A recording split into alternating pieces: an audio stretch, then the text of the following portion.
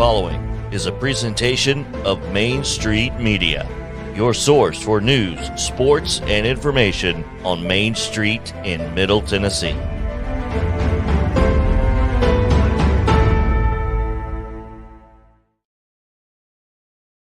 Flags. 30 years of the best sports talk in Middle Tennessee, featuring Tennessee Radio Hall of Famer George Plaster, Tennessee Sports Hall of Fame coach Watson Brown, and Young Guns Billy Derrick and Michael Sindrick. And now, here's your host, George Plaster.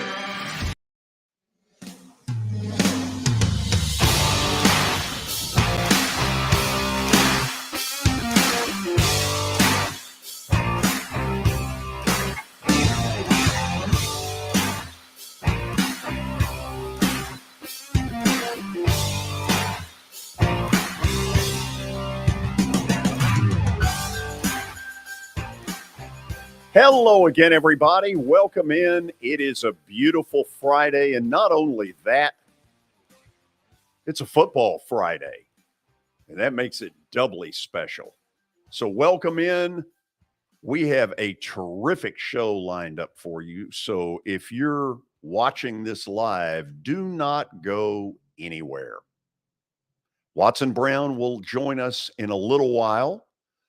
Billy Derrick, over to my left. What's going on? George, I'm good. It's Friday. It's finally Friday, like the old George Jones song. You remember that one? George, have you ever heard of that one? Sing it. That's I'm not going to sing it. Really? That's always been one of my favorites. Good Friday song. But give me a couple of the words. No, I'm not going to do that, George. But it's a great song, and I'm looking forward to the football weekend. As usual, we got a lot of content to get to today. It's jam-packed. We do. This is not our first rodeo. And I've got to change this sign behind me. It's got to update it, George. Well, so would you like to do it on air? I mean, it just basically takes, wagging your finger like Dikembe. Go ahead, turn around and do that. This will be a first on the show. I'll do it during the break. We got to get to Terry, George. Okay. We do have a lot of content going. Terry McCormick, who knows where he is, but we taped his daily Titans update moments ago with this breaking info. Terry, let's start with sort of the question of the hour, and that is Ryan Tannehill. And it sounds like what you may have learned today makes it even murkier about Sunday. Yeah, it really does. He's going to be, as they say, the old game time decision. He did not practice today. They were inside the bubble and did not go. So that kind of leaves it up in the air. Malik Willis got the first team reps for this week of practice, the vast majority of them. So it's going to be a game time decision. They're either going to be going with a gimpy Ryan Tannehill if he can give it a go, or they're going to be giving Malik Willis his first start. And then also, you probably will see them elevate Logan Woodside up from the practice squad just as insurance, because even if Tannehill can go, they would need Logan Woodside decided on Saturday to be the practice squad elevation. And then if Tannehill cannot go, then Woodside would be active as the number 2 quarterback against the Texans on Sunday. Terry, this is more than just playing coy with the Texans, isn't it?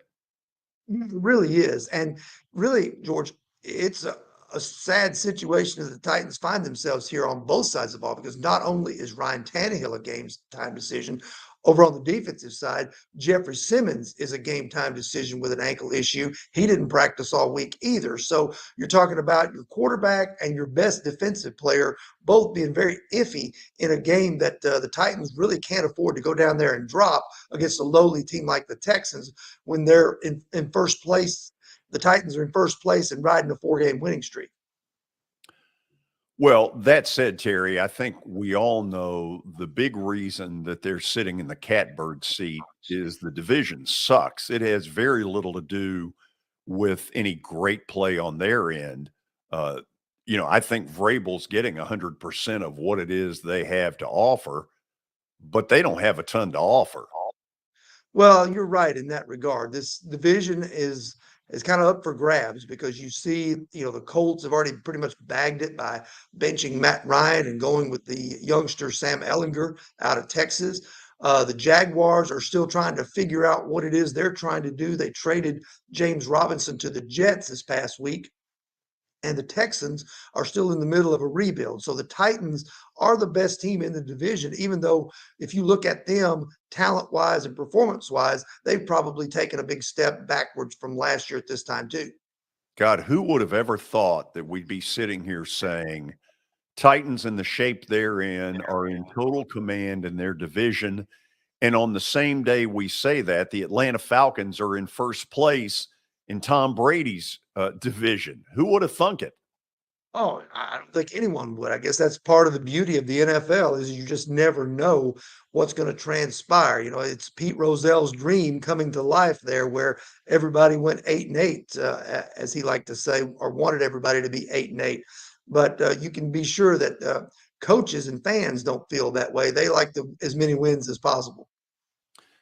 Terry, last thing for you, unless you have anything you want to add to it. Seems like Chris Conley is a step above what you would expect to get off what I would call the scrap heap. It sounds like he could have, some real meaning for them on Sunday.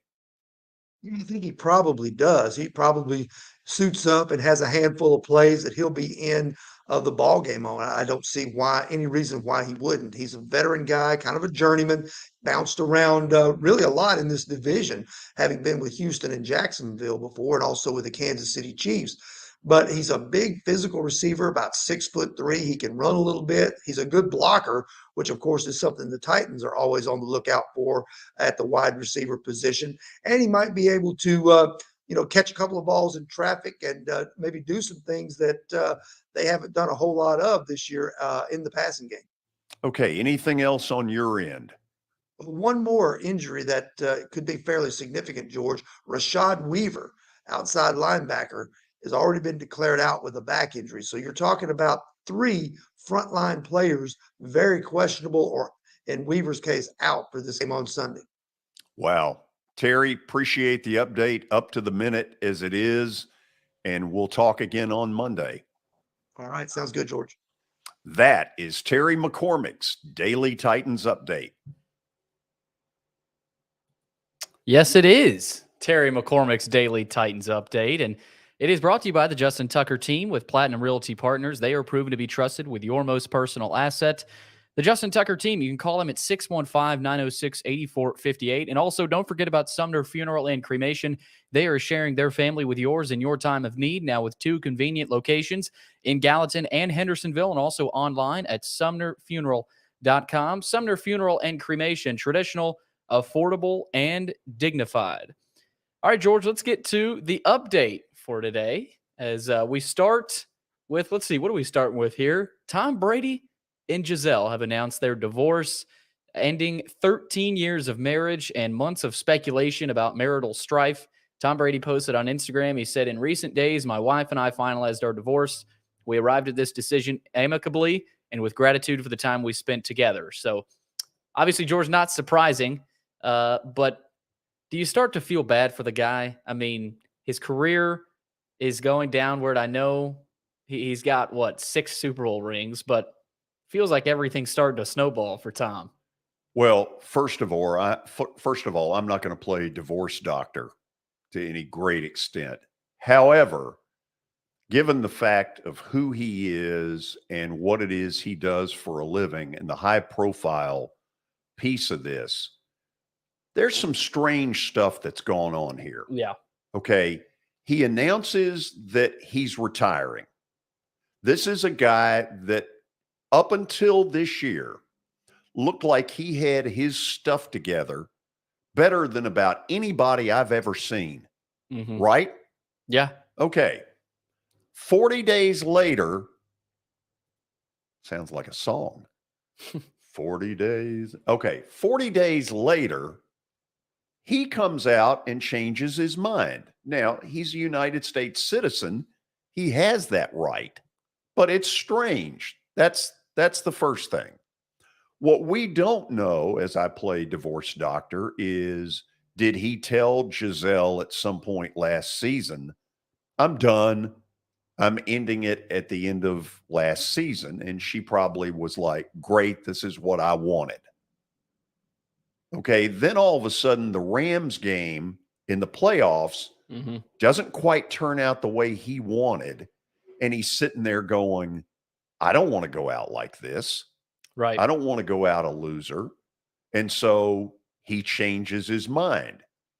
It appears from the little morsels of, this gossip that we're getting. This gobbledygook. God, that, this has infuriated her.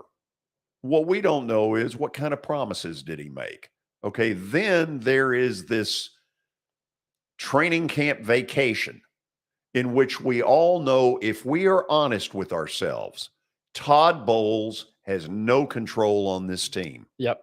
Zero. First of all, I think he's an overrated football coach. When I watch him on the sideline, I never see anything. I hear all these people say he's a great defensive coordinator, but when I watch him, he just looks like a statue, not doing anything. So we now have enough evidence that he has no control, and the players know it. That Brady goes on a 10, 11-day vacation in the middle of training camp, for God's sakes. When has a player ever done that? Not that I know of. George, you could write a book about this season. I'm doing it right now. So let's keep going. Then he breaks off in the middle of preparation for the Steelers and goes to Robert Kraft's wedding. Oh, yeah. Now, if you don't think that didn't have the players in the background going, what the hell? Is this guy with us or is he not? I used to hear Clayton Kershaw say that about Freddie Freeman. Please. This is the one that deserves is he really with us? Right. Is he mentally in it? He looks like a zombie. He goes out against Pittsburgh and stinks up the joint. And at 45 years old, he's earned the right to stink up the joint, but he has not earned the right to take off in the middle of training camp and go do his own thing. He hadn't earned the right to take off while they're, secluded in Pittsburgh to go to Kraft's wedding. I mean, this is a little loony bin. And the bottom line is the players are in the locker room, and they're not saying it to his face that any of us know about. Behind his back, they are talking a ton. Mm-hmm. You know it, and I know it. Yeah, there's a lot there, George. There's a lot there. There is a lot there. And to compound on it. How did I do? I thought you did well. Divorce doctor. Yeah, you just kept coming back at me with all kinds of little nuggets. Yeah. I like it. But, George, they ended up losing last night. They looked like you lost. Can't say that, can I? No, you can't. You lost your bet also. Well, is that all that That's you all were leading to here? No. Was the ability to rub that in? No, but I'm rubbing it in. I'm rubbing it in for Brady and the Bucs. Yeah. 27-22 loss last night. Their fifth loss in the past 6 games. And Tom Brady, after the game, he was just sitting in his locker despondent. Zombie. Gabbert and Griffin and the quarterback's coach, Clyde Christensen, they were trying to comfort him. So, man, this is really taking a turn for the worse for Tom Brady this season, and we'll have to see what this team is made of and Tom Brady. So, is there a scenario when, this thing's falling apart, that he comes back next year under I don't want it to end like this? Well, it's only getting worse. You got that right. It's not getting better. It doesn't look like. So, but Tom Brady, he came out and said, what was it, last week? He said, I'm not anywhere close to retiring. So, but I don't know that he's in the right state of mind even. It doesn't feel like Tom Brady. He looks like life stinks. He just, yeah. It doesn't look good right now for Tom Brady. So then go to this story, which is ironic right now. Yeah, it is ironic. A lot of Bucks. It's like it's like we're a Bucks podcast right now. But Fox wants Tom Brady to work the Super Bowl if the Bucks don't make the game.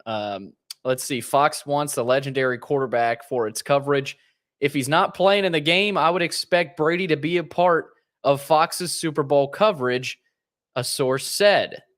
So, well, who and knows? given where they are right now, first of all, they've signed him once he does retire, if he ever does.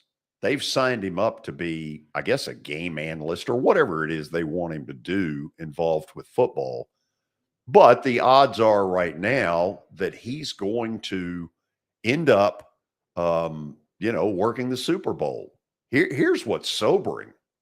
The Atlanta Falcons today are in first place in that division. God, who would have thought? Can you believe that? Who would have thought? Not me. Signs of a Sports Illustrated apocalypse. No doubt about it. George, so we'll see about that. Fox, more news here for the Bucs. Yes, the Tampa Bay Hour is brought to you by the Tampa Bay Tribune. Shaq Barrett is out for the season. Big-time pass rusher there for Tampa. He suffered a torn Achilles, Ian Rappaport reports. So another piece of evidence of why they're probably not going to figure it out. They may win the division because the division's not very good. It's a lot like the Titans. Right. But are they really going anywhere? Not unless there is major improvement. Yeah, you can book Tom Brady being a part of that Super Bowl broadcast, I'd say.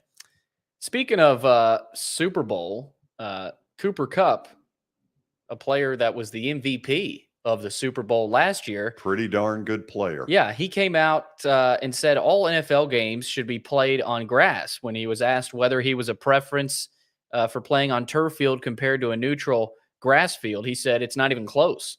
So, and I think a lot of players would say that, especially receivers. I think over 90% of NFL players, if they were polled, would agree with him. Yeah. But he has the platform to perhaps, as one of the, 10 best players in the league, maybe his saying it carries more weight than, make up, the 51st man on a squad. Yeah. I mean, I think that does say something that Cooper Kupp, with that platform came out and said that. So, hey, by the way, just got some very sad news. Vince Dooley has passed away at the age of 90, the former University of Georgia football coach. They won a national title with him, with Herschel Walker. That's a big loss in the Georgia family. He was a great man. Yeah, hopefully for that home game next Saturday against Tennessee, they might be able to. Well, they'll definitely honor him. Yeah, he had been hospitalized recently. Had been released from the hospital, but the news just came down moments ago, and our thoughts and prayers go out to his family. Of course, his son Derek Dooley is a former University of Tennessee football coach who's now on the Alabama staff. So I don't know if you knew that, George. Last piece here, George, before we go to the break. World Series Game 1 tonight. It's Verlander against Aaron Nola. 7 o'clock tonight on Fox at Minute Maid Park. Houston is a -170 favorite there. Yeah, but Verlander hasn't pitched as well in the last few weeks. I don't know if he's run out of gas. Yeah. That's a big line, the way he's been pitching. So anyway, we'll see. Go Phils. I'm not favoring either team. But if I had to, if a gun was put to my face, I would pick the Phillies. For the Phillies fans, I would like that. But for Dusty Baker, I would like that for Houston. Yeah, he's had a tough go of it. Of course, with last year with the Braves and the past couple years. So looking forward to that. Okay, let me tell you a little bit of what we're about to do. Dansby Swanson, of course, went to Vandy. He's very popular in this area, but he's also very popular where he grew up in Atlanta. And right now, there's kind of everybody's got their hands up in the air going, the Braves have signed all these different people. Why have they not signed Dansby Swanson, who is now a free agent? Well, we'll hear a little bit more about that story in just a couple of moments. So stick around. This is Main Street Media Television.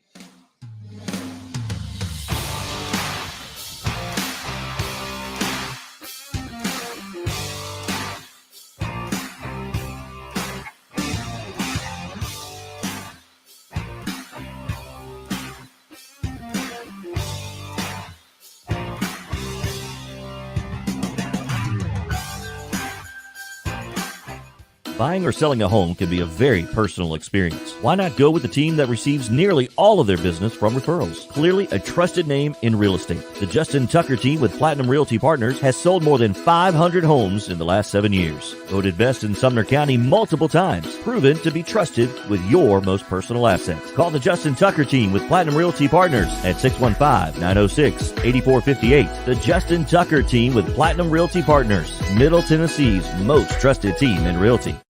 I highly recommend Sumner Funeral and Cremation because of their caring nature and attentiveness to detail. Pre-planning your funeral now will bring you peace of mind and less stress to your loved ones. When the chaos of losing you happens, your family can honor and celebrate your life, knowing things are happening just as you wanted them to. Pre-planning determines the details of your funeral, cemetery services, and can be less expensive. We are honored to serve you and are always here for you in your time of need. Sumner Funeral and Cremation. Traditional, affordable, dignified. SumnerFuneral.com. Jody Jones Dentistry can handle all your dental needs, from the basics to cosmetic procedures. All of this in the nicest dental facility I have ever seen. Jody has done it right. They're located conveniently at 55 Music Square East, and for an appointment, it's simple. Dial 615-259-5100 and tell them Plaz sent you.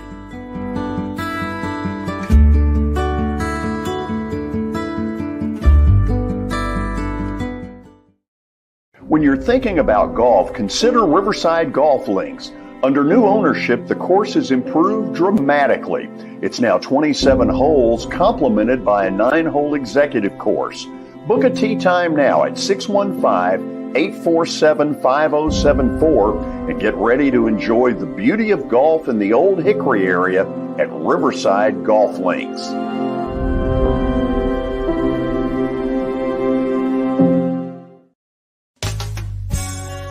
I'm Bart Durham. I was sworn in as a lawyer in 1963, and I've been working as a lawyer since then. We're a firm that does exclusively personal injury, a lot of tractor-trailer crashes. Insurance companies will open up their checkbooks when you force them to. We have systems that work. We get the most money for our clients in the shortest amount of time. I'm Blair Durham. My dad and I want to help. Give us a call at 615-242-9000. This is Eric Berner with Rockcastle Wealth Advisors. I help people in the pursuit of making their money live as long as they do.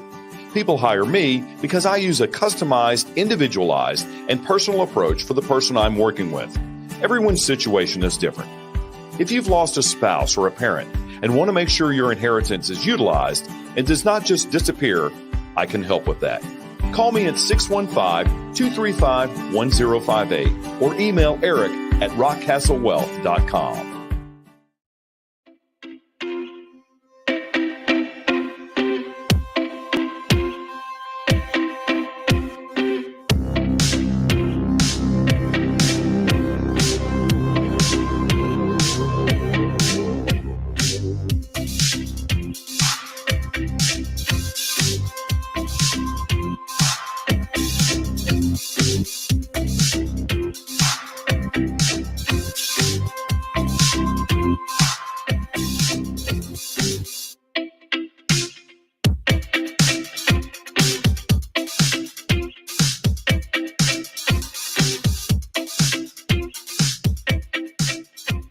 We are back, and for those of you who are watching this live, let's repeat the news that we just got.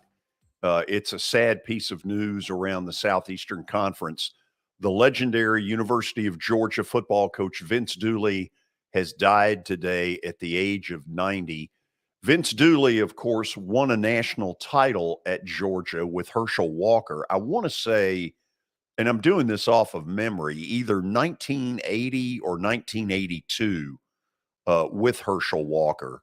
And I'm trying to go through my memory bank. I think they beat Dan Marino and the Pitt Panthers to win that national title. This news just came over the wire about 5-10 minutes ago. And again, our thoughts and prayers go out to Coach Dooley's family. And certainly this is a big loss in the Southeastern Conference because he was one of the real legends of all time in that business. Yeah, he's one of the guys you talk about and you kind of group together with Phil Fulmer, Spurrier, and the great coaches, Bear Bryant, not Jordan, not just in the SEC, but in the country. I mean, I remember who recently passed away, Coach Bowden, George. So I mean, he's up there. He's up there in that tier. Yeah, at Georgia, it'll be treated a lot like when Coach Bowden passed away. So staying in the state of Georgia, a lot of you know the Dansby Swanson story. He is now a free agent, but he is from Atlanta. He is incredibly popular down there, and there are a lot of people throwing up their hands going, why has it gotten to this again this season after the Freddie Freeman saga a year ago? Well, one of the things that's interesting is the same agent that initially represented Freddie Freeman represents Dansby Swanson. So who knows? Is that bad blood causing the problem? I don't pretend to know. I don't know if Dansby Swanson's salary demands are out of whack. I don't know if it's the Braves issue, but we decided to eavesdrop on an interview on 680 The Fan out of Atlanta to try to garner a little bit of info. And here is a little piece of that. Chris Domino, Chris Cotter, Dansby Swanson in studio with us. How you doing at lunch over there? Delicious. Yeah. Oh, everyone knows where I got this from, but I'm not going to say it because I go there almost every day, and I can't be giving up my secrets because I need to be able to eat in peace sometimes. Right, there's a line. Have they named anything after you on the menu yet? Mm-mm. Do you order the same thing every time? Depends on if it's lunch or breakfast. Okay. Yeah, you guys have talked about it. So the breakfast place does lunch too? I don't think I realized. Breakfast, brunch, and lunch, baby. Do they know who you are? Oh. No, that's not a stupid question because if the people that cook, they may. Oh yeah. They do. Okay. Rob and Patricia, they're my homies too. Oh, okay. He's Norm. They're my I'm like they're open every day but Monday, and I go there on Monday, and they're like they open the kitchen. No. They're awesome people. We started going there probably 3.5 years ago. Family owned. Yes. Yeah, like this is. Yeah, Rob and Patricia. They used to be in. Their story is like they were in private dining for a lot of actors when they were in town filming movies, and their passion is breakfast, brunch, and lunch food, and so they opened their own place. And thankfully, I got Patricia into Truist a couple times to come make dinner after games for us. Brilliant. Yeah, everybody's happy. Everybody wins. Yeah. So speaking of Truist, it's where you've worked for a number of years now. Let's just do the elephant in the room thing. I don't know if you know this. You're a free agent. Or not, I don't know. Maybe the World Series has to end. I don't even know how the rules work. I don't know the technicalities. Yeah, I don't know how the rules work. After the World Series is done, you've done your 6 years, and that's been collectively bargained for time in memoriam where you get to be a free agent. What about your personality, or what about the people around you says that all is okay? Because for some guys, it's not all is okay. There's a little bit of hype and panic and life-changing things could be happening. Regret sometimes on the back end. Here, this is the right answer. As big of a life-changing event as that is, it's number 2 on the list for the offseason. Right. So you're getting married. Yeah. So let's ask this then. How much congratulations. Thank you. On knowing that, by the way, the right answer, free agency's number 2, which is really incredible because everybody listening right now goes, is it really? How many people just rolled their eyes? Is it really? Is it really? With 3 guys on the other side of the glass, just one. Is this guy really pushing the marriage thing more than the free agency thing? Most people listening go, oh, okay, right answer. Good for him. Now, but it is life-changing. Mm-hmm. So what's the conversation? How many people are in that conversation of what's going to happen with you in free agency? A lot of prayer, I will say, just because I feel like that's where I gain the most of my peace and, most wisdom that I feel like I can get. But obviously my parents, Mallory is right by my side throughout all of it too. And then obviously my agents. So there's definitely a small circle and group of folks.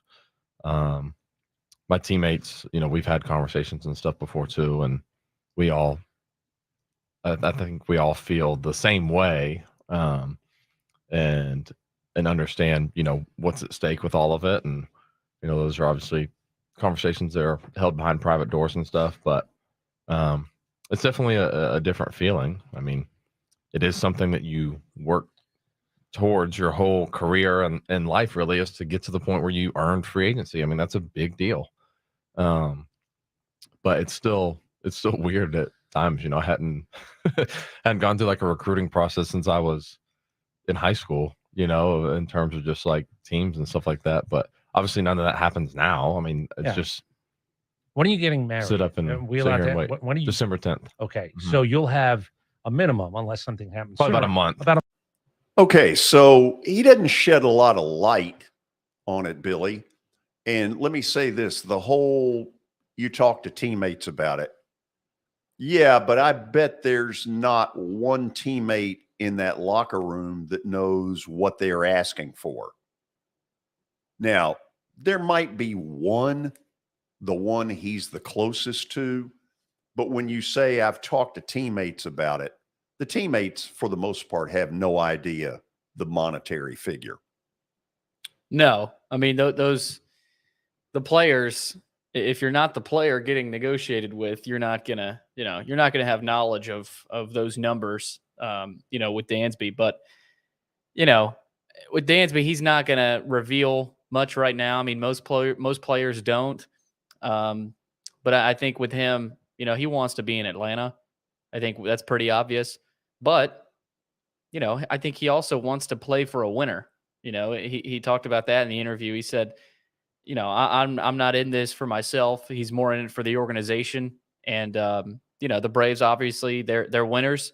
But if it comes to a situation where, negotiations happen and they can't reach something, he's not going to be going to a losing franchise. I mean, that's pretty obvious, but I thought that was interesting how, knowing Dansby, we know that that's the kind of guy he is. He's a franchise team first type of guy. And that's what he talked about. First of all, our thanks to 680 The Fan in Atlanta for that. Are you not surprised that they have signed all these other people to extensions? A lot of young guys, Spencer Strider being the most recent, and sort of the elephant in the room, nothing's gotten done.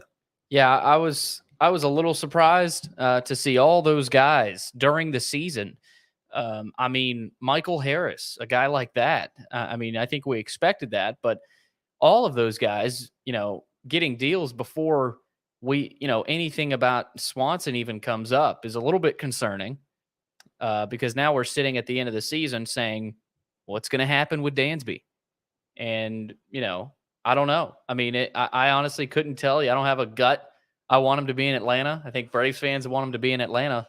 But at this point, I think you got to take your emotions out of it, especially if you are Dansby or a fan, just because it is a business. So I'll be interested. I don't really have a gut on this. I feel like I should, but but we have very little info. First of all, would you agree that the Braves really, in this case, I don't think it would be a good look with all the money they have raked in the last 18 months to have both Freddie Freeman and Dansby Swanson walk. No, that would not be a good look at all. That would not go over well down there. No. Okay. Secondly, given that Alex Anthopoulos plays it really close to the vest, we're never going to find out, I don't think. Okay, did Dansby ask for the moon? Did the Braves try to force him into, what's the word that you use? Hometown discount. See, we don't know those things. Right. We don't know what's gone on thus far. We just know that the bottom line is nothing's happened. Right. Yeah. I mean, it's been all quiet on the Western Front. On the Western Front with Dansby. Or in the Southern Front. Yeah. But it's all, during the season, I said, it's a no-brainer. Of course they're going to re-sign Dansby. But slowly but surely, you see other guys have deals get done, and all of a sudden, the end of the season, I'm sitting here saying, hold on, what's going on with Dansby here? So it's kind of shifted.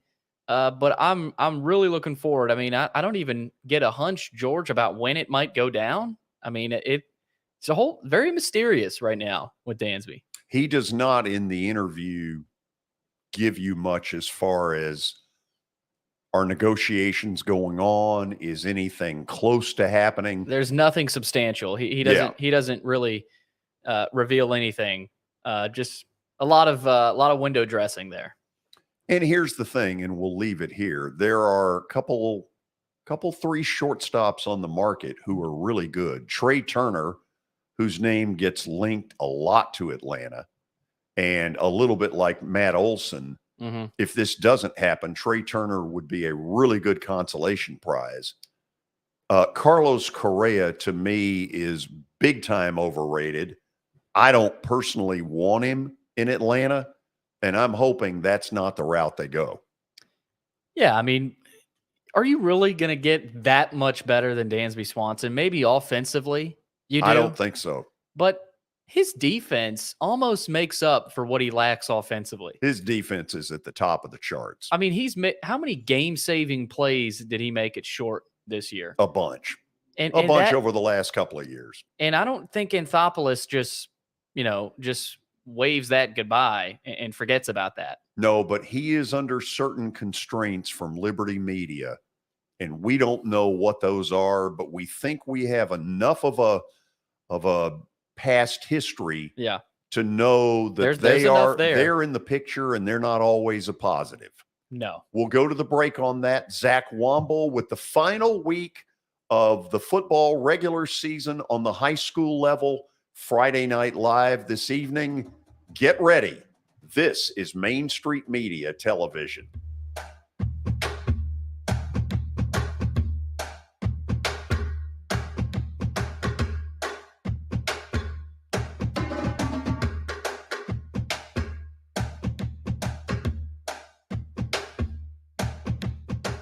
For Dustin Timmons and Joey Donnelly, they welcome every opportunity to serve and satisfy their clients. Whether you are looking to build your dream home or renovate your current home, their team will ensure that every client and remodel is unique, luxurious, completed on time, and within budget. Contact them today to set an appointment for a free consultation or to view some of their completed projects by logging on to DonnellyTimmons.com.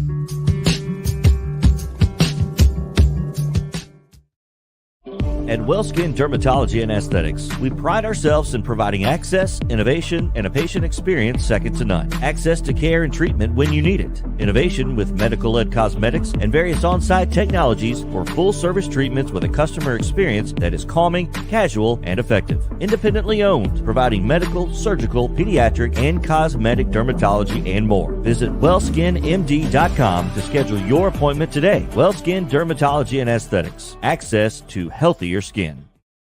It's your last chance to get a spring tune-up for summer. Complete Service Heat and Air can clean your coils, check out your motor, and make sure you have cold air on that first hot day of summer. Complete Service Heat and Air is located in White Bluff, Tennessee. We do service and repair on heating and air the right way. 24/7 service. Call us at 615-797-3997. That's 615-797-3997. Serving Cheatham, Davidson, Dixon, Hickman, Humphreys, Montgomery, and Williamson counties. Have you heard about the high levels of radon in Middle Tennessee? Radon gas is the second leading cause of lung cancer, second only to smoking, and has no color, no taste, and no smell. The only way to know if you have radon is to test for it. Duret Radon Mitigation offers testing for small and large-scale residential and commercial properties, plus mitigation services. Visit DuretRadonMitigation.com to request testing or get a free estimate for mitigation. That's DuretRadonMitigation.com.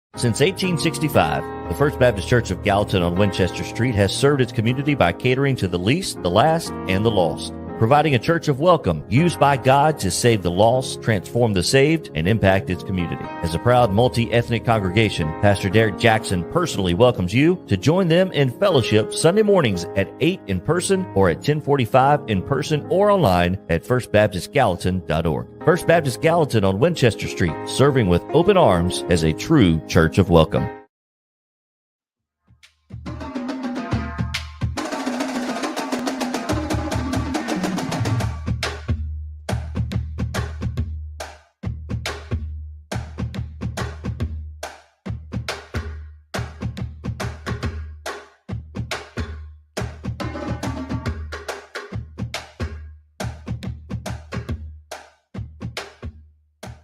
Oh, it's always good to get that drum and bugle corps going.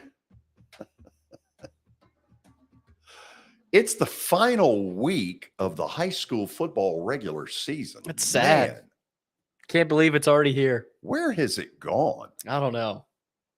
So this is a week number 11 where you play 10 games in 11 weeks. Is that right? Yep. Week number 11. Every team has had their bye. They've had their time to rest. And so has Zach. He's ready for a big night tonight. No, he's much more ready for a big night tomorrow night. He'll be wearing black and dark mode. Have his face painted. I'll actually be playing the role of a good father tomorrow night because I'll be taking my daughter trunk or treating. So I'll miss a little bit of the game. How about that? Are you kidding me? Yeah, George, some things are just a little bit more important than a football game. Thank you, Dansby. Yeah, you're welcome. You're welcome. Sounded very similar, didn't it? He's a good I heard that. He's a good one to emulate for sure. Yeah. Where are your priorities, for God's sakes? I mean, she's got to wait 2 days for that sugar buzz. Oh, yeah. Yeah, absolutely. No, we'll take her Monday too, but hey, steal me a Snickers, Zach, while you're at. Hey, yeah, come to my house. We hand out the full size candy bars. We don't skimp out for handing out candy bars at my house. So you said y'all are going trunk or treating? Yeah, so Saturday will be like a trunk or treat, like kind of like in a parking lot. Everybody opens up their trunks. You have all the candies. It's for kids and stuff. And then Monday, the actual Halloween holiday, we'll roam the neighborhood and the real thing. Yeah, exactly. Yeah, Saturday's kind of Saturday's another opportunity just to basically get together for parents to have adult conversations. Zach, it's bad though when the dad steps in front of the child when the candy is handed out. Yeah, exactly. Dad, what are you doing? That's what I'm going to be doing. Yeah, you're right. Okay, so let's get to your storylines for tonight. Let's start with that one. Who wins Region 5, 5A? Well, it's a game that is on our top list for our games in the mid-state this week. And, every week we go through our staff pick 'em. And this was one I truly had to flip a quarter on. I mean, these are two teams that are evenly matched. They are separated by just 6 miles. And so it's a rivalry that's built itself up pretty quickly. Green Hill's only 3 years old, but given the proximity of its campus location, you understand why they're rivals. And, Green Hill won last year. And if they win again this year, our own Ivan Aronin, who works in Wilson County, told us that Mount Juliet Green Hill may take the place of Mount Juliet Lebanon. And if you know anything about mid-state sports, mid-state rivalries, that's a tall task. Those are tall words because Mount Juliet Lebanon goes back a long time. But these are two programs, two schools that I think it's fair to say want to beat each other. And so I was telling Billy earlier off camera, it's interesting for Green Hill because if they win the region championship. But if they lose, they fall all the way down to third place and have to travel in the first round of the playoffs to either would probably be to Franklin County if I just had to guess. But that is what's on the line tonight for Green Hill, a chance to win a region championship or be forced to go on the road because they did lose to White County. And so if they're both them and Green Hill are 4-2 in region play, White County, of course, gets the head-to-head over them, so which would send them on the road. But to answer your question as far as who wins, I mean, I think I'm going to roll with Mount Juliet. I think they're a little bit more poised to close out an undefeated regular season and region play. And what better way to do that in what they call is the Mayor's Cup between them and Green Hill. That's your story, and you're sticking to it. That's right. That's right. I like it.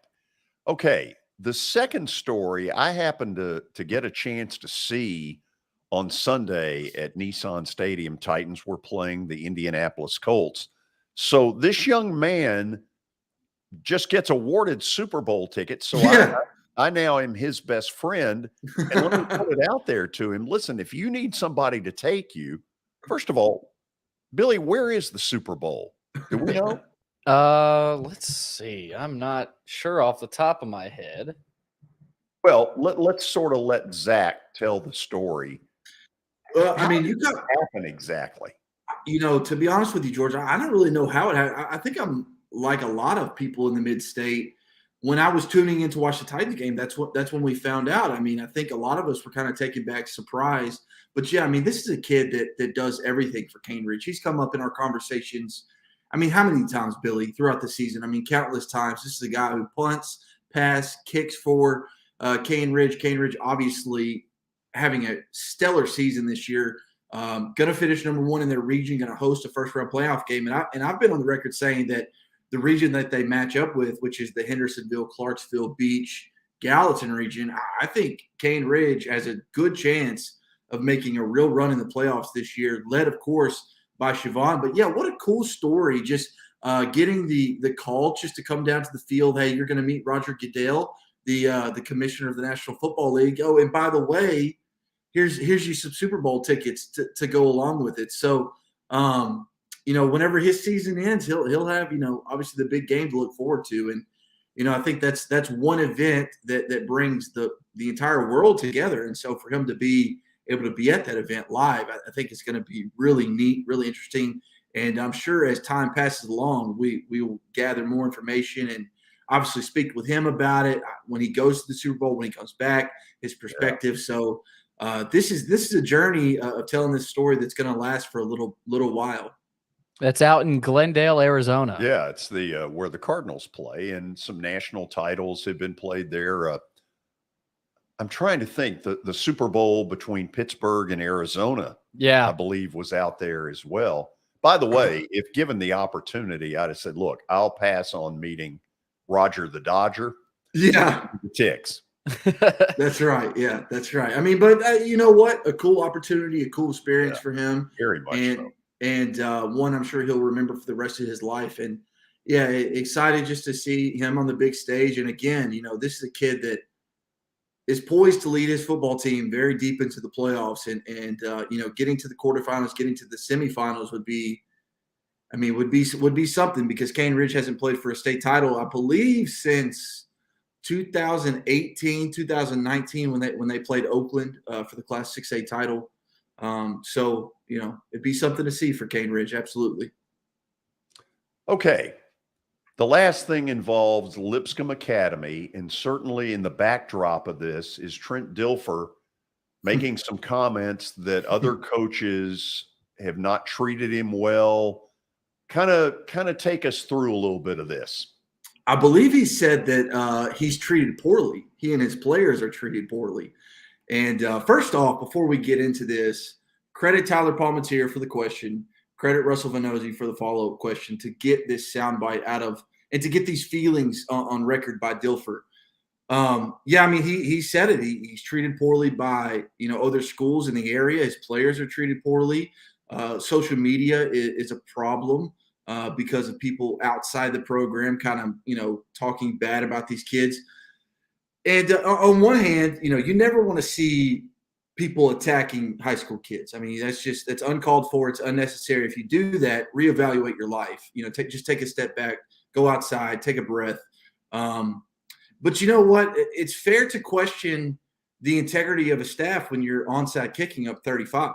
It's fair to question what's going on when they, run the score up the way that they do, and they voice the way that they do, and they puff their chests out the way that they do, the way that they have players committing to universities on another school's field the way that they do. So, I can see where he's saying, like, hey, don't come after the kids. They're only 15, 16, 17 years old. But at the same time, don't do things that are going to bring a negative light on your program and then complain about it when people call you out on it. I thought for a second there he was going to hit us with that he was a man and that he was 40. I mean, so he was obviously fired up. But, again, don't do stuff that give people the reason to not want to root for your program, i.e. kick onside kicks up 30, 35 points. Run up the score on teams. Have your players commit on other schools' fields. I mean, be more aware, I guess is what I would say. Let me ask this, because I have not heard the interview, and I'll admit that up front. How does he say that other coaches are treating him poorly? What does he mean by that? Again, I think it's best for just to roll the tape. I don't want to really speculate on it, and just he kind of tells you his thoughts and his feelings on it. And I mean, I think everything that needs to be said the way that it needs to be said, he says it perfectly. But I'm just kind of taking it from an angle of presenting the other, like, hey, Trent, have you ever thought about the fact that, like, when you're onside kicking up by 35 or you're doing the things that you do, like, this is why people may have that perception of you. But he obviously has a program to protect at Lipscomb Academy, and he's doing that. And he obviously is on the defensive about people coming after his program. And so again, I would just say roll the tape and let him say exactly how he feels. Yeah, I couldn't have said it better, Zach. I thought you laid out both sides of it really well. And I'll say this too. A program like Lipscomb Academy is so new to the mid-state. I mean, you see these type of programs where they're just monster. Even Oakland isn't really at Lipscomb Academy's level, at least this season. The way the talent they have, the national landscape that they recruit, it's so new. It's new territory for coaches, for players, for fans, for parents. So I think a lot of people are still getting used to a program like this, and maybe more come into the mid-state. But that's also a factor here. I think mid-state, they've got those values of, hey, we do things a certain way. Here comes Dilfer and Lipscomb Academy wanting to change things up a little bit. So new territory for everybody. And I think that's another element to it as well. Yeah, I think, like you said, Billy, what was it, 4 years ago? He took over the program 3 years ago. So it's been that long since they've kind of popped up the way that they did. And it's like, how were you able to do it so fast? And right. I'm not around the program every day. I cannot confirm where these athletes come from. That's not what I'm trying to say here. But how did you do it so fast? I mean, because everybody in the mid-state private school is good. MBA is still good. BA is still good. Innsworth is still good.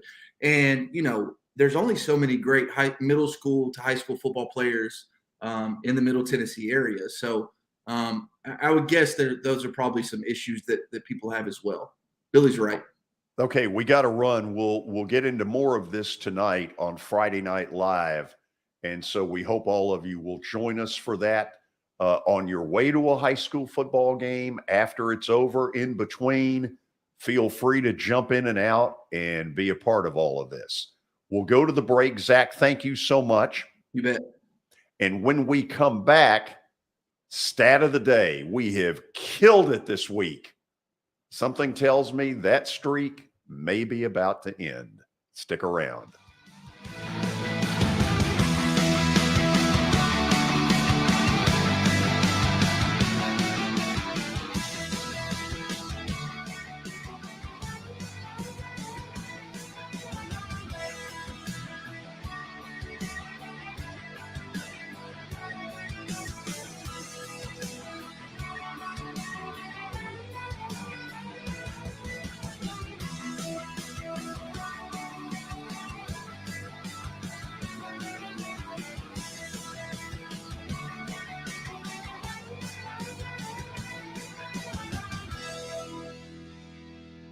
Serving Williamson and surrounding counties, Bone and Joint Institute of Tennessee offers comprehensive orthopedic care with 16 subspecialized physicians. Our practice provides high-tech care with a hometown touch. We offer physician clinics, physical and occupational therapy, advanced imaging, and surgical services, including interventional procedures. Call us at 615-791-2630. We're Bone and Joint Institute of Tennessee. High-tech care with a hometown touch. This is attorney Bart Durham, and this is me. I'm Aaliyah. Keeping in good physical condition is really important to me. But when I had a wreck with a tractor-trailer truck that hurt my legs so bad I couldn't work for almost a year, I knew I needed a lawyer that understood tractor-trailer cases. So I called Bart. Bart gets millions of dollars for his clients every year. At Bart Durham Injury Law, we've handled hundreds of tractor-trailer cases. My dad and I want to help. Give us a call at 615-242-9000. At Sumner Funeral and Cremation, our mission is to serve families as our own, celebrate the life of their loved one, and help begin the healing process. My whole family, including my wife and my mom and siblings, were very happy with the treatment that we received. I would highly recommend Sumner Funeral and Cremation. We offer funeral, burial, cremations, and pre-planning services. Sumner Funeral and Cremation. Traditional, affordable, dignified. SumnerFuneral.com.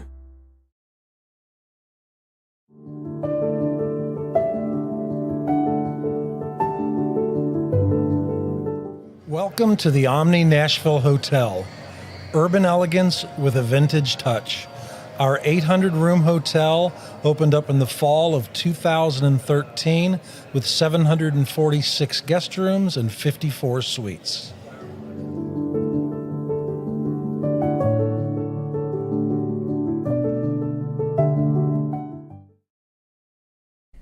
Hey everyone, I'm John English. This is Keith Wallace, and we would like to welcome you to John English Antique Sports and Cards in Shelbyville, Tennessee. We specialize in graded and ungraded sports and non-sports cards, vintage wax boxes, and unopened cases. We have a large selection of PSA graded cards. We also specialize in old sports collectibles, baseball, football, basketball, golf, and tennis. You can find it all at John English Antique Sports and Cards. We are happy to be associated with Nashville's greatest sports antique, George Plaster.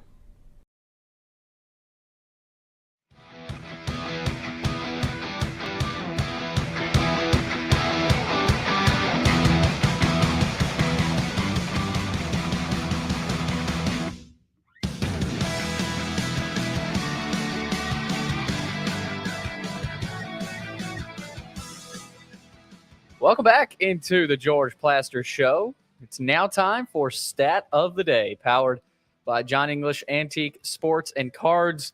You can find them in Shelbyville, Tennessee. They're open Monday through Friday. I always get this time wrong. Tuesdays through Fridays, not Monday. Tuesdays through Fridays from noon to 5 o'clock, and Saturdays from 10 a.m. to 5. You can find them online at johnenglishgradedcards.com. Also, Eric Berner with Rock Castle Wealth Advisors. Call Eric at 615-490-7052 or visit rockcastlewealth.com for more information. All right, George, stat of the day is ready to roll for today. I know, that's what I'm afraid of. Yeah, no Watson Brown for you to kind of lean on, although he's had to sort of lean on you recently. So I think you should have a little bit. Look, it's been a team effort. Okay, we've had a week of excellence that, I don't know, will ever be matched on the Plaster Show. So, George, let's get to it. Which team in the NFL has a losing record but is in the top 3 in opponent points per game? So top 3, I'm guessing, in opponent points per game and allowing a lot of points. Okay, the first one that comes to mind for me is the Steelers. They gave up 17 in Miami. They only gave up 17, I want to say, against New England. They won, I believe. No, they lost in Cincinnati in OT. That's one that pops into mind. The Bears are another one. They don't score many points. They don't give up a ton of points. Just for the sake of time, I'm going to go with the Bears. Okay, let's see. It is the Broncos. Oh, I should have gotten that. I absolutely should have gotten that. Broncos 2-5 this year, averaging 16 opponents' points per game. So yeah, is it low points per game? Yeah, 16. That's pretty low. So top three. Very low. Okay. Look, here's what's been going on in Denver. They're mystified by why Russell Wilson hasn't been able to get it done. And the question is, are they pointing more fingers at Russell Wilson or Nathaniel Hackett, who has not, looked like a really good game day coach? No. And I watched him last week against the Jets. First of all, the Jets under Robert Saleh have become rock solid. Oh, yeah. They're not real good on offense, but they get just enough done. Anyway, I watched their game in Denver, and this poor Denver defense, I mean, they are a beast, but they're getting no help. I should have gotten this. Shame on me. I gave it up too early. Disappointing. Quick answer. Disappointing, but time is a little bit of a factor. A little bit of a factor. We're past 5 o'clock. We are past 5 o'clock, and that means we have entered the 5 o'clock hour. It is powered by Middle Tennessee Bone and Joint. They bring you the 5 o'clock hour of the Plaster Show every day, Monday through Friday. They combine state-of-the-art orthopedic service with a family atmosphere. Whether it's a sports injury, a sprained ankle, or a major joint replacement, MTBJ has the staff, training, and equipment that you need to take care of any patient in any circumstance. You can find them on the web at mtbj.net for more information. Every once in a while, you have to tape something. And today we've had to tape 2 or 3 things. And this next one, when you watch this video, you won't believe it. It's hilarious. Just watch. Welcome all of you into the 5 o'clock hour here on Main Street Media Television. We're about to have a first in just a moment. And trust me when I tell you this truly will be a first. But first, this message from the folks at Pennington Distilling. Pennington Distilling Company was founded in 2011 with the goal of creating original craft spirits that embody the same character as the city they were born in, Nashville, Tennessee. From grain to glass, every step is taken to produce spirits of exceptional craftsmanship and quality. Pick up one of their award-winning products like Pickers Vodka, Davidson Reserve Whiskey, and Whisper Creek Tennessee Sip and Cream today. Or stop by the distillery in West Nashville and the Nations. Follow them on social media and online at PenningtonDistillingCo.com. Now, in trying to think back through this, I have done a show in a tux. It involves some National Football Foundation dinners in the past, and that was sort of a scary look. But I got to say, I've never been involved with anybody on the show with a wedding, and that's Jeff Pennington. So give us the story. What's going on? Well, I'm at my brother's wedding down here in Allenbrook Farms in Spring Hill, Tennessee, and just finishing up photos with my family, and just enjoying the day. It's my first Friday wedding, so it's kind of interesting. So how did it? I think my brother lives in Tennessee, so he probably didn't want to do it during the Kentucky game either. So I appreciate that. I was about to ask that question. So this eliminates the ill will that would be caused if everybody had to miss the Tennessee-Kentucky game. Exactly. I actually went to a wedding one time. It was during the Tennessee-Alabama game, like 20 years ago, when it was still a pretty good rivalry. And it was like going into overtime, and the bride was actually a Tennessee fan. So she wasn't coming out. Everybody's literally sitting there, like waiting. It's like the wedding is supposed to start like 10 minutes ago. People are starting to get nervous. Like, is she not coming out? She was actually in the back watching the football game. Not until Vern Lundquist says it's okay. Exactly. It was the 2:30 game. We're all sitting there like, I hope she shows up. So what do you think tomorrow night? The blackout in Knoxville, they're going all black with a little bit of orange, and we know how dangerous Kentucky can be. What's your gut feeling? I think Tennessee wins. My gut's nervous. I mean, I really like Levis. Obviously, on this show, I've taken Kentucky quite a few times. But their only bad games were really when he was out, and he's in. He's coming off a bye, and this is a definition of a trap game, right? We got Georgia next week. Everybody's talking about Georgia. I'm even guilty of talking about Georgia. So I don't like the line. I think it's a little heavy. I mean, question is, can Kentucky score enough? I think it's our game if we play our normal. If we put up our normal offense, it's our game. But I just don't like taking a big spread on this. But I think we win by at least 7. Okay, let's go with Ole Miss and A&M down in College Station. Jeff, I'm going to believe, and I'm guessing you will too, that even though they got pounded in the second half at LSU, that Lane Kiffin will have them ready and that one loss will not turn into 2. What do you think? I don't know. I haven't even had a chance to look at the line on that one. What is the line? Is Let's go Ole Miss minus 1.5. Oh, so it's pretty much a pick 'em, right? Yeah. I mean, A&M's, I kind of think Ole Miss could easily fall off and start losing.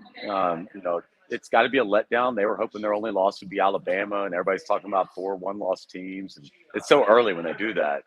But, A&M is just really, they seem to be getting worse week by week, and I don't understand. So I think Ole Miss goes down there and rolls. I would have guessed Ole Miss a little bit larger, so I actually like Ole Miss a lot.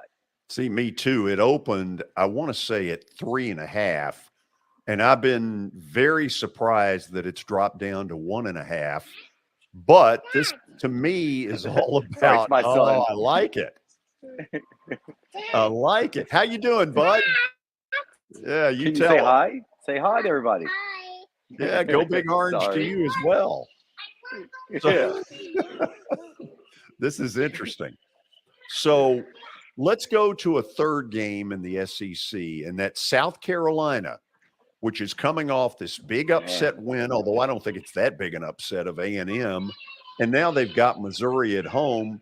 Jeff, they're only about a 4.5-point favorite. This seems like South Carolina. I love South Carolina. Last week, unfortunately, was my first losing week of the season. I went 1-2, so I'm a little bitter. But I think by not having any time to research, I can bring it back. Take thought out of it. But immediately, I like South Carolina. I mean, they just seem to. Where I said A&M seems to be getting worse, and like you said, it didn't seem like as big of an upset because A&M just didn't play that well. But I think South Carolina, they're getting nervous. That's another game you got to keep our eye on. Usually after Georgia, we kind of got those 3 games. It's not easy games, but we always say if we could go 1 loss through the next 2 weeks, we still feel like we're in the playoffs as Tennessee. But South Carolina's good. They're getting better. I like South Carolina a lot in that one. I'd take South Carolina all day at 4.5. Sunday, the Titans minus 2.5 in Houston with Ryan Tannehill's availability very uncertain. What's your gut feeling? I mean, Titans all day. Titans are rolling. Henry's got 3 games over 100 yards. Our defense is just stellar. I mean, our defense is just spectacular. I actually texted my buddy that works over the Titans, and I'm like, can we go get Judy? Can we go get let's make some moves? I feel like we're 1 or 2 pieces away from being a contender on the offense. Hopefully the offensive line can not get any more injuries and stay a little bit healthier. But I think the Titans roll all day. I think Houston's down and out. We know we've got we still got the Rams, the Cowboys, the Chargers, the Chiefs. We've got to win these games against Houston and Jacksonville. So I think they know it. They're going to show up. Titans all day. I think Titans win big. Okay, you've seen the commercial where the guy tries to give the guy that causes all the disasters the flower during the wedding, and he takes the flower. Get it out of here. I could care less. I want to watch our football game.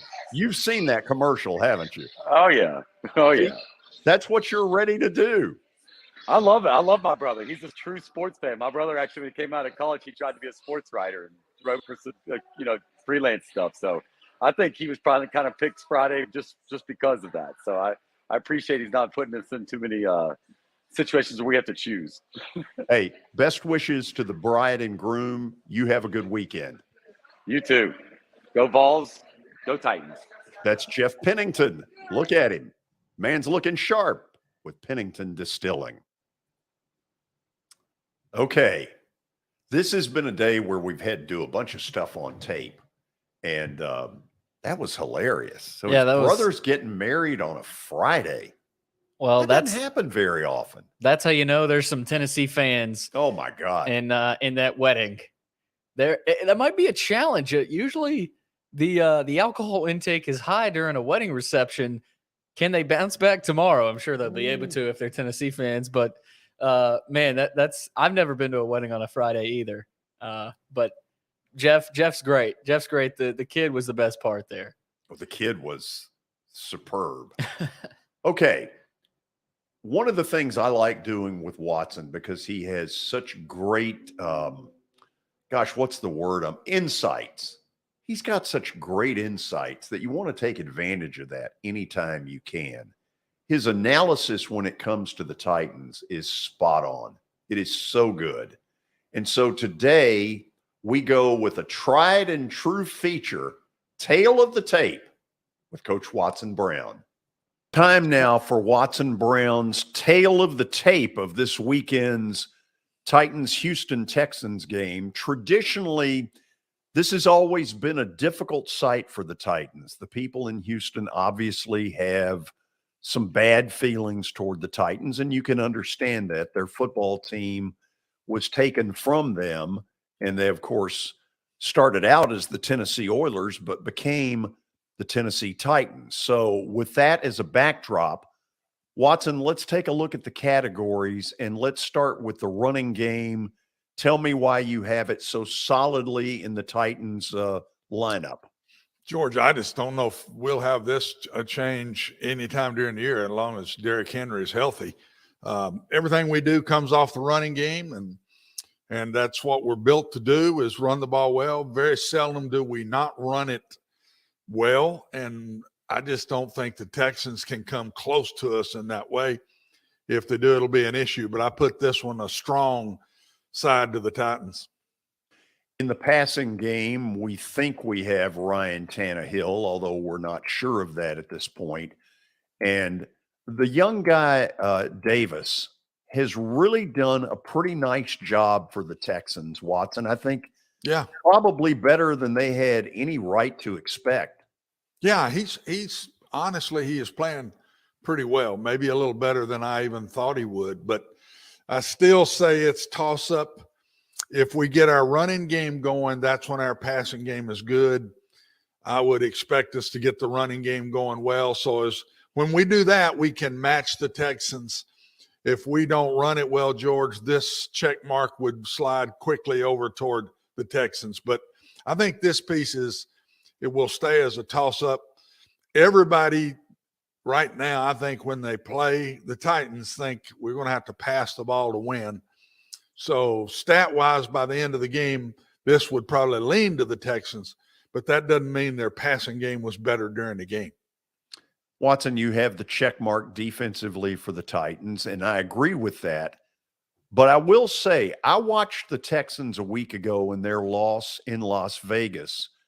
The second half was awful. The first half, they did a really nice job against Derek Carr and a pretty explosive offense. Lovey is a good defensive guy, and I would think they will challenge us and play pretty solid defense, but our defense is ranked top 10 in about everything. A little bit misleading. We haven't played some of the teams a lot of these others have. Since we played Buffalo, we really hadn't played a great offense at all. So that can be a little misleading. But at the same time, I just think our defensive front is so dominant. Getting Amani Hooker back and Adams, the other side safety, both those guys played much better, played well, which made our secondary better than I think it's been all year long. I still leave this to the Titans because of the defensive front.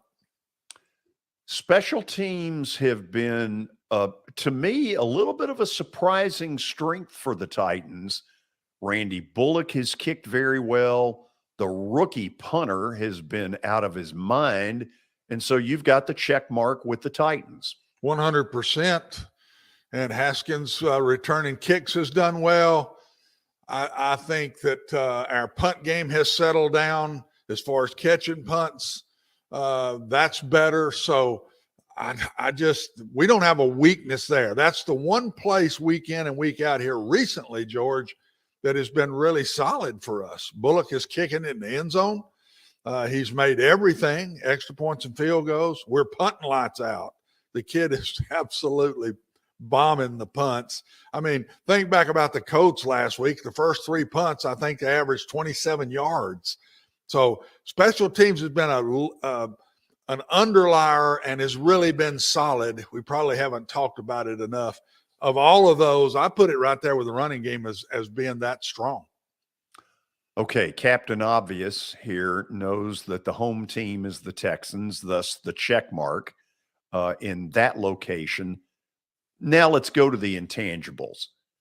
We're probably not going to know until Sunday if Ryan Tannehill is playing. Even with that up in the air right now, the Titans are only a 2.5-point favorite.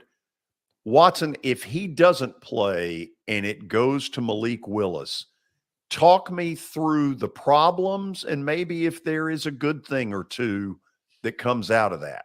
I think I would say it the opposite. Great question, but I'll return the answer this way. It's all off the running game. We will run it even more if Ryan Tannehill doesn't play. And if they were to get that under control, we're in real trouble. They will throw passes off the running game that are those nakeds and boots, which is a 2-man pattern, or we'll fake the ball to Derek up inside and throw it to one guy. Those are simpler than college reads. So those things is what they will do with Malik Willis. They'll also put us in the gun more where they can have those read plays and quarterback runs. So you'll see us go to the gun more if Malik Willis is playing. But, George, if they get us to the point that we got to pass the ball, man, everything falls off quickly with that. Malik is not ready for that, and our offensive line hasn't even protected Ryan Tannehill in the all-out pass situation. So I'll say, man, the running game becomes a bigger check mark at the top to win the game if Ryan Tannehill doesn't play. Okay, we think Simmons is going to play. Now, what level of 100% he is, I don't know, but I know this. The guy's a beast when he's healthy. Yeah, I think he'll play, but it's just how does he play? You have a sprained ankle and it's bothering you at the position he plays. That makes it hard, man. Defensive line with a sprained ankle, anything where you're moving around, the offensive lineman can get away with it a lot more than a defensive lineman can get away with it. So I think that's a major intangible. Yes, I think we'll see him out there. How does he play? Does he have his quickness? His strength is big, but his strength is stronger because of his quickness. If he loses his quickness, I think he becomes just an average defensive lineman. So major intangible in the game on the way Simmons looks early in the game. Okay, let's get to your final score here. I've got it 24-21, and that's with Ryan Tannehill playing. I'm not sure I'd pick us if he doesn't.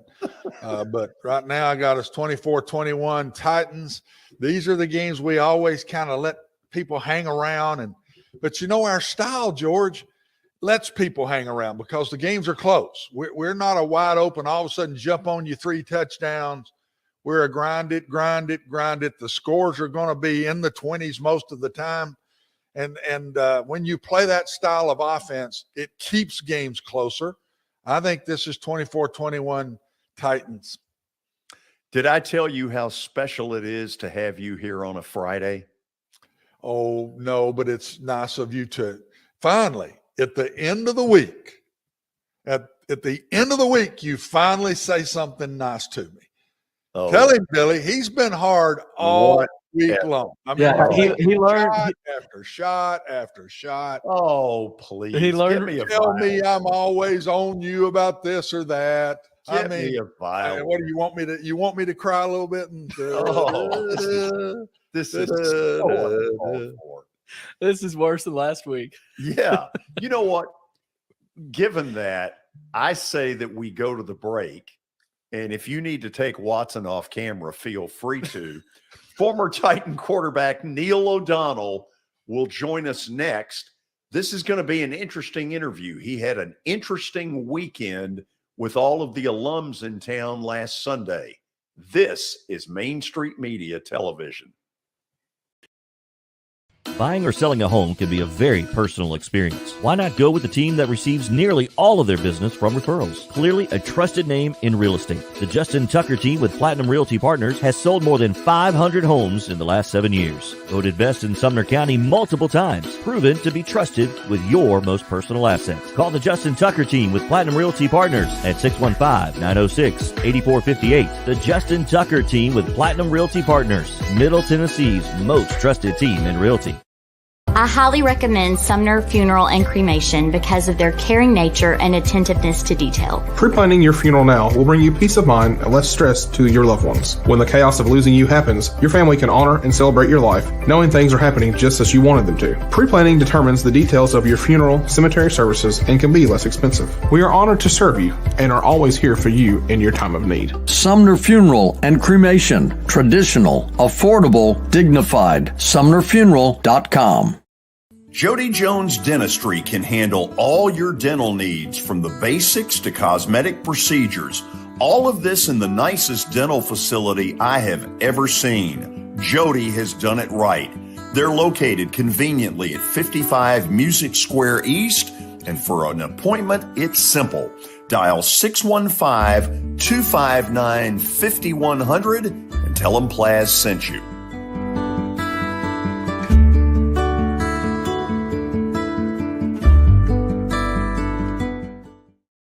When you're thinking about golf, consider Riverside Golf Links.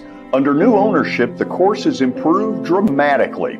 It's now 27 holes, complemented by a 9-hole executive course.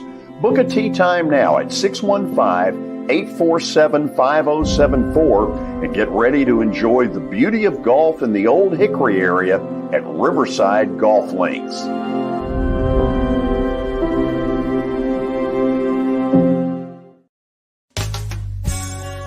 I'm Bart Durham. I was sworn in as a lawyer in 1963, and I've been working as a lawyer since then. We're a firm that does exclusively personal injury, a lot of tractor-trailer crashes. Insurance companies will open up their checkbooks when you force them to. We have systems that work. We get the most money for our clients in the shortest amount of time. I'm Blair Durham. My dad and I want to help. Give us a call at 615-242-9000. This is Eric Berner with Rockcastle Wealth Advisors. I help people in the pursuit of making their money live as long as they do. People hire me because I use a customized, individualized, and personal approach for the person I'm working with. Everyone's situation is different. If you've lost a spouse or a parent and want to make sure your inheritance is utilized and does not just disappear, I can help with that. Call me at 615-235-1058 or email Eric at rockcastlewealth.com.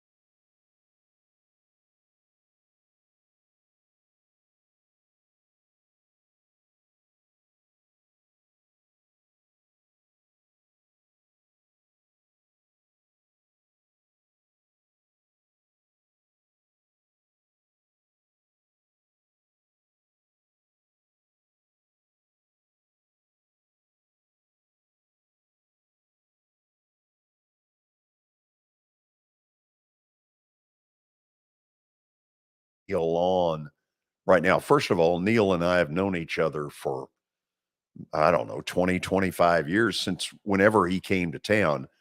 This guy did an unbelievable job filling in for an injured Steve McNair. I would contend the Titans would not have gotten to the Super Bowl the year they did without Neil O'Donnell and his work, because what a luxury it was for Jeff Fisher and his staff to be able to turn to a proven veteran, a guy you didn't have to question, you didn't have to worry.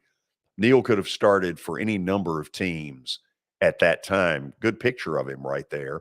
And a uniform, frankly, that I like a lot better than the one they wear now. Man, those are classics. Yeah, I don't know how many more shots you've got of that, but that's a uniform that this one right here, it's hard to see it all.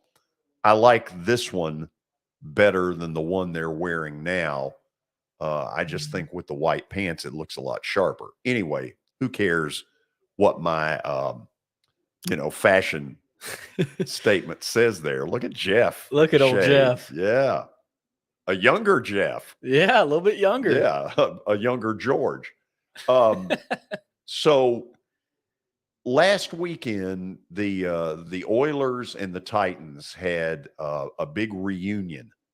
A lot of former Houston Oilers were in town, and Neil told me he wanted to meet several of them who he had never met before. And that was very cool for him. In fact, there's one of the pictures right there. I know that Scott Sanderson, who's a good friend on the left. Is that Goodell? That's Goodell, Blaine Bishop, and then there's Neil on the right. Yeah. And so Neil got a chance to visit with Goodell, and I would love to know a little bit about that conversation. This just in, I would have asked him about it. But also there were a lot of former Titans in attendance. Blaine Bishop, obviously one of those. Chris Johnson, a great running back who had over 2,000 yards in the 2008-2009 season. There's John Robinson and, of course, Mike Vrabel. And I'm guessing that's Amy Strunk. Yep. And that was a little bit of what went on. I think under Amy Strunk, they are really trying hard. I think she's trying hard to classy up what they do. This has not always been a strength of this organization. Frankly, under Ken Wisenhunt, the former players did not feel very welcome there. And so I think this is part of the fence mending that is being attempted right now. And I applaud it, because they need that group, in particular, the former Titans that came here with the franchise in the late 90s, the Frank Wycheks, the Eddie Georges, Billy Volek, Peter Sermon, Neil O'Donnell. That is such a strength of that franchise. And I would contend that if they had not been out in the community the way they were back then, this would never have happened, period. Yeah, I mean, obviously, I was not around. You were 3. Yeah, well, I was born in '99, George. So, oh my God, yeah, that's embarrassing. That wow, that tells you a look there. But I was 106. But no, I mean, George, you look at a picture, like the old Oilers one I showed there. Yeah. I mean, there's one there, and then that's Adelphia Coliseum. Oh, yeah. That's that was the first name of the now so-called Nissan Stadium. So, I mean, obviously the franchise has changed a lot since then, but you cannot forget about the guys that started it and built the foundation, because without them, who knows? Listen, that was a great locker room. That was the most underrated great locker room. And I've told some of these guys this. When they first came to town, I thought these are going to be a bunch of jerks.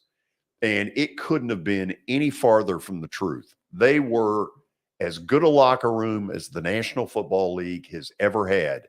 For media purposes, they were unbelievably good.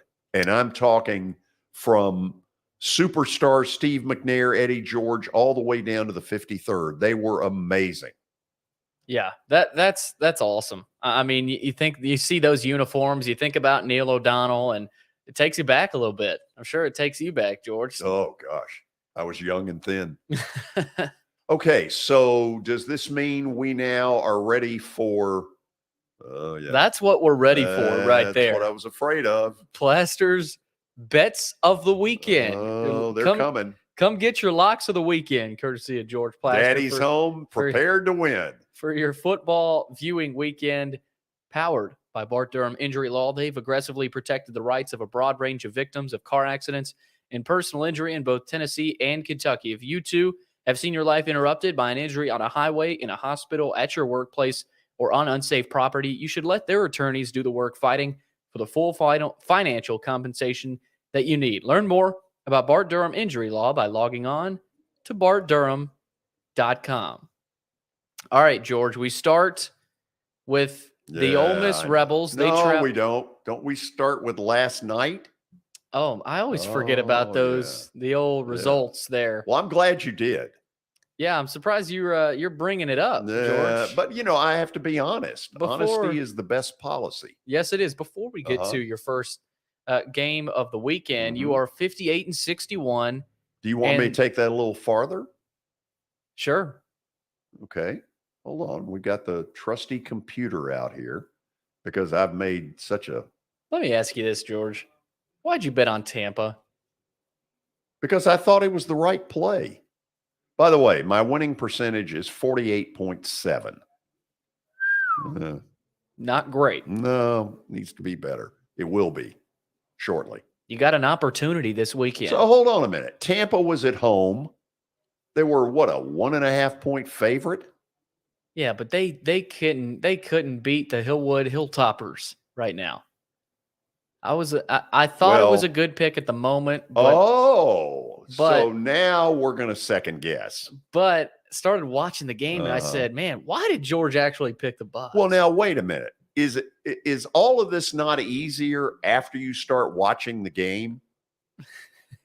It is, but it just hit me. It hit me hard. But then again, the Ravens haven't played great either. So no, they haven't exactly been the 27 Yankees. So, okay, where are you going with this? Are you talking about this weekend? Well, no, I'm saying you're 58-61. Right. You've criticized 3 games under 500. You've criticized my pick. I don't know. I didn't think you were gonna go with the Bucs. Well, what did you think I was gonna do? Well, I thought you might stick with the NBA or the NHL. You've had some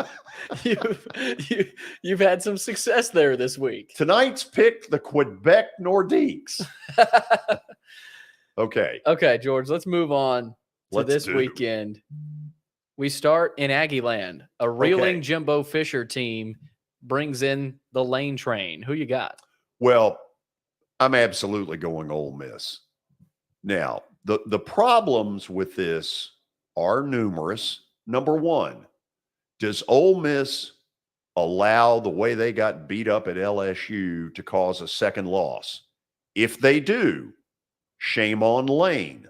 He's got to be a better coach than that. Secondly, do they have problems with the 100,000 Kyle Field environment, which is one of the toughest in the league? The 12th man. That's right. They might. But on the flip side, if they survive an early attempt at a knockout punch by A&M has no offense. They've got a fan base that wants to turn on Jimbo Fisher. They're furious with him. The rumors are out there that he's headed to West Virginia, that he's not at all happy with the amount of criticism he's catching down there. The fact of it is, he doesn't have a quarterback. And as long as he doesn't have a quarterback, it's not going to get a lot better. I think Ole Miss is going to win. I'm with you. I hammer Ole Miss here, George. I mean, I know this is not the Ole Miss team that we had expected to see before this season started, but you lose the way they did at Ole Miss, you got to believe they'll be fired up. And we're acting like, why is it only 1.5? We're acting like the Aggies are the 27 Yankees or the 85 Bears here. I mean, Vegas is worried about the things I brought up early. Kyle Field and a hangover. What hangover, though? The hangover of getting ripped after being undefeated and talking about national titles and all that, which was I don't see that as a hangover though. I see that as we can't drop this one. That's how they need to play it. Yeah, I see no question. I see a desperate Ole Miss team here, and I think an Ole Miss team that everybody's doubting. And so I think they're going to win. I like Ole Miss. I like Ole Miss. Okay, next, George, we go up to the Carrier Dome. Notre Dame at Syracuse, early 11 a.m. kick. Can Notre Dame bounce back after their brutal loss, coming off a bye? I think I'm correct in saying that. Syracuse coming off a loss as well. First of all, this is a real gut shot on my end. This is the biggest Syracuse football game in a long time. And the truth of it is they had Clemson on the ropes a week ago. Mm-hmm. They're pretty good. Now, Notre Dame has very little offensive skill. Outside of a great tight end in Michael Mayer, there's not much there. They're kind of slow. For a Division I football team that prides itself on being a playoff contender, they don't have the athleticism and the speed that a lot of the big boys do have. They just don't. So their recipe to take out Syracuse tomorrow is that their offensive line just overpowers and runs the football. And if that happens, I'll be wrong. If Syracuse can line up physically with Notre Dame, guess what? Syracuse is going to win. I don't know, George. I'm going against you here. I know you don't. This is one of your Catholic votes. Yeah, but you all are not allowed to bet against Notre Dame. Notre Dame's not going to let it get this bad. George, they are 8. They've already let it get this bad. They got beat at home by Stanford. Right, but they're not going to lose against Syracuse. And Syracuse Syracuse pretty good. They got a good team, but George, I got a stat here for you. Notre Dame is 8-2 against the spread in road games since 2020. Okay. So they've been a good road team. Uh-huh. They're coming off a brutal loss. They're a desperate team. I like Notre Dame. Well, good. Good. So when you put your name behind this, and we release here Billy's bets each week, and you go 1-7, and then everybody's throwing stuff at the TV, then you'll know the pressure. Well, maybe I should do that. I'll just fade George every week. It's absolutely intense. Let's move on. Let's go to Mac Brown, a top 25 North Carolina Tar Heel team. They're a 3.5-point favorite at home against Pittsburgh, a team that has looked awful ever since that Tennessee loss. Yeah, I think this is a really mediocre Pitt. And I think what Vegas has decided is that North Carolina's defense cannot withstand Pitt. I think they can. They're at home. I think they'll cover. Thank you. Great pick. Great pick, George. I like the Tar Heels as well. Thrilled that you're thrilled. Yeah. I know you're waiting on my approval for these picks. I certainly am. Here we go. NFL. What's your name? Oh, man. We're going there. George, NFL, New England travels up to MetLife to play the Jets. The Jets are a dog, though, at home. Well, 2.5. They can be a dog all they want. They're a solid football team.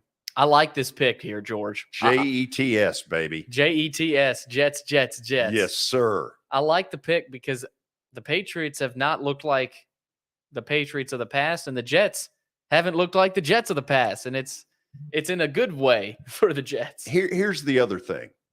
Okay, the Patriots have been basically rubbing it in the Jets' nose for about 10, 15 years. Mm-hmm. You think about it, there have been very few instances. There was one in the playoffs where the Jets won in Foxborough against Brady. But those wins have been few and far between. The Jets are going to play this like a Super Bowl. They are going to be sky high, and they're going to win. Robert Saleh's got that team playing really good football. He's done a great job. He sure has. In a pretty quick amount of time. Yeah. Let's move on. Last one here, George. Tennessee Titans traveling to NRG Stadium to play Houston. 3:30 kick on Sunday. I think this is going to be really close. I think the Titans are going to win by a field goal. When I put this together, I assumed that Ryan Tannehill would play. At this moment, we don't know. Are the Titans being coy about it? I don't know, but it worries me that he didn't practice today. Yeah, I don't think Tannehill's playing. Malik Willis took all the first team reps yesterday in practice, I think it was. So it just feels like Willis is going to start here. Just going off. Let me say gut. this: it would not shock me if Logan Woodside ends up playing some in this game. Yeah, I mean, he knows that offense probably better than Willis does. Probably does. We'll see. We will see. Okay, we done? We're done here, George. We're done. We'll be back in a few moments with Friday Night Live. Who knows? I may wear the sport coat again. It's definitely a change up off a lot of fastballs. Have a good weekend. This is Main Street Media Television.